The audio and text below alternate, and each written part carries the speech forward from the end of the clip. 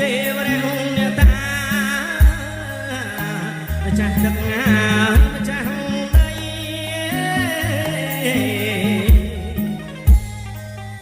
ហៀងមកអាយគ្មានថ្មីហៀងមកគ្មានថ្មីមកជួយហើយអបរំព្រំ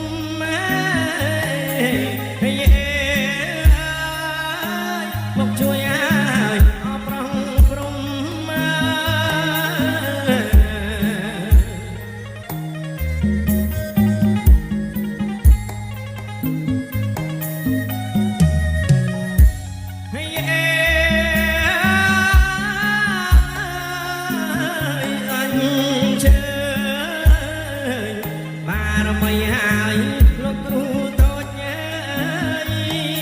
ព្រះគុណខ្ញុំមកបារមីហើយលោកគ្រូធំសម្ដេចព្រះមេទ័ពមករក្សាគ្រប់ភ្នំ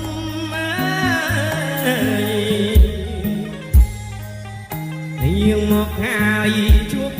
ជុំហៀងមកជួបជុំប្រោះព្រំហើយឲ្យពរជ័យ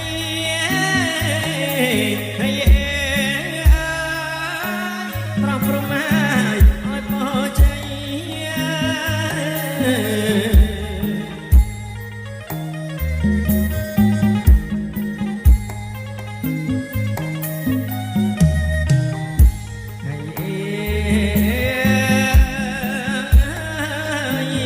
ថ្វាយ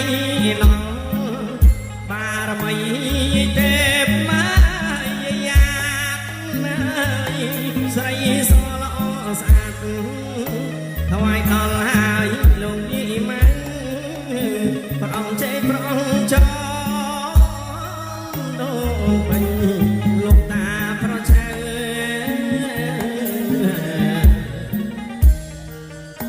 ខ្ញុំច្រៀងហើយប្រោះព្រំកូនចៅថ្ងៃរៀបហើយ